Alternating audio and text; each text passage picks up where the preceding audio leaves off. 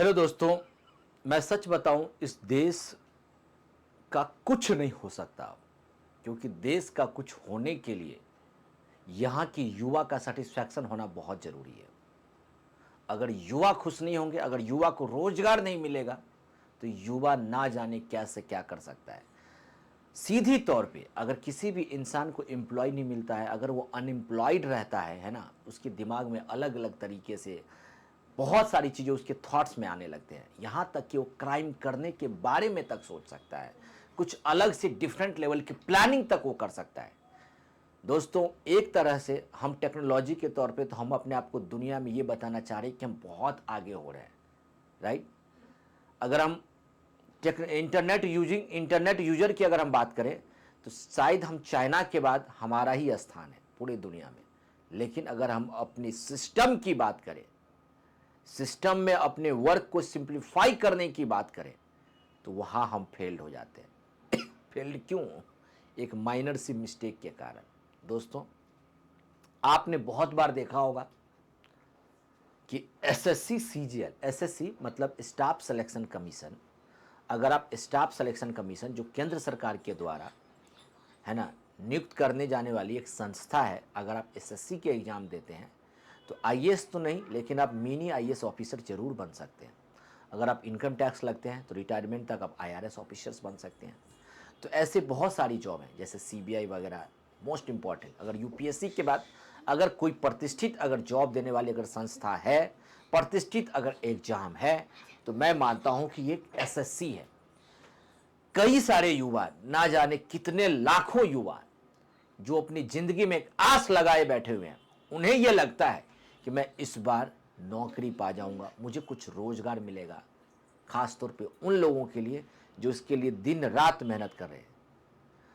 देश के नेताओं के बच्चों के लिए कोई मतलब ही नहीं है, वो तो लंदन में घूम रहे हैं, कोई अमेरिका पढ़ रहा है, कोई कहीं पढ़ रहा है, कोई तो सीधा इनडायरेक्टली किसी के द्वारा सिफारिश के तौर पर उनको सीधा जॉब तक मिल जा रही है।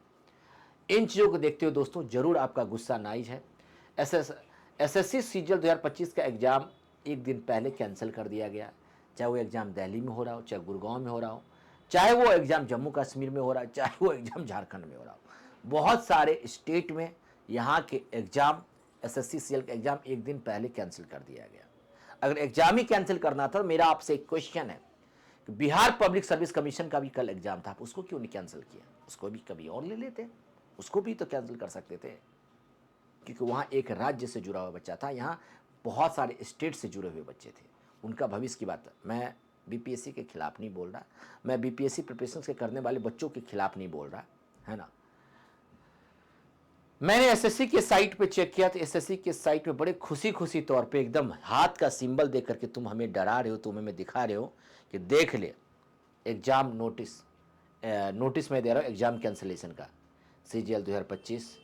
आप देख सकते हैं किस तरीके से। तो मेरा एक सिस्टम से प्रश्न है कि भले ही आप टेक्नोलॉजी की दुनिया में आप आगे बढ़ते चले, लेकिन जिस बच्चों का जो भविष्य है वो सिस्टम कब सुधरेगा?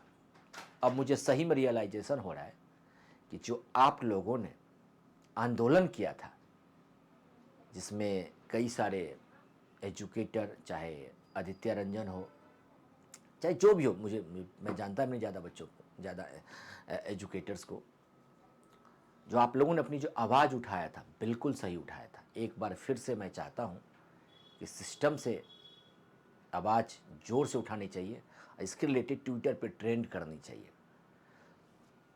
दोस्तों, कैसा लगा ये वीडियो, है ना? अगर आप इस वीडियो को देख रहे होंगे तो ज़रूर शेयर ज़रूर कीजिए, है ना। और आप भी शेयर कीजिए, सब्सक्राइब भी ज़रूर कीजिएगा। आप अपनी राय कमेंट सेक्शन में ज़रूर लिखिएगा। हालांकि मैं एसएससी का तो एजुकेटर नहीं हूँ, I am only for the UPSC educator, right. Thank you, take care.